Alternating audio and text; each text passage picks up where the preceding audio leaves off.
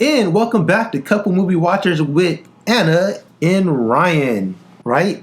Yes. Yes. And what we're going to talk about today, Anna? How to brush your hair. How to brush your hair, that's right. How to brush your hair versus Marvel's Eternal. What's going to win out? Are you going to just brush your hair and stay home, or are you going to watch the movie Eternals? No.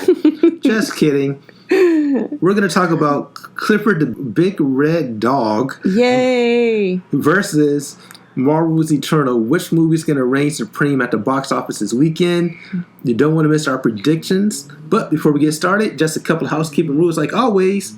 Make sure you hit that subscribe button. It really does wonders for your hair. And smash the like button. All right. Yeah. Yeah. And stay tuned.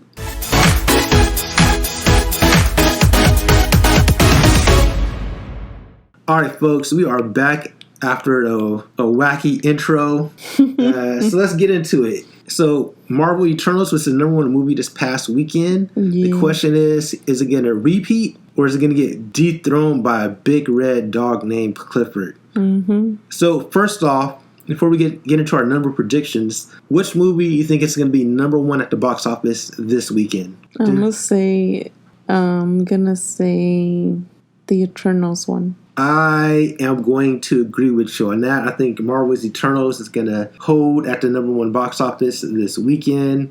Just because it's Marvel and all things Marvel sell well, and it's going to hold out at the #1 at the box office. I do think Clifford the Big Red Dog is going to actually surprise some people when it comes to his box office success. Mm-hmm. I think Marvel's Eternal is going to have it's going to do about 35 million. It's going to have a nice little drop, and I think Clifford the Big Red Dog is going to surprise people with a $30 million opening.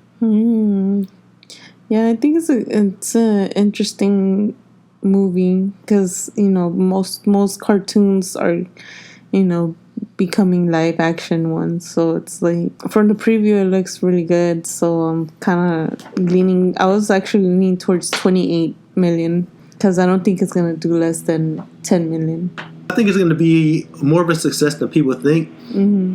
At the end of the day, a lot of these family movies have been doing really well. Yeah, like Tom and Jerry, right? Yeah, Tom and Jerry did pretty good because it was one of the first movies. Yeah, one of the first ones to come out in theater. And it was a family movie, too. So it was a family movie. I think this is going to do better than that because more of the theaters are open and more people are used to going out now. Yeah. So I think this is going to be more of a success when it comes to... It's also like a family...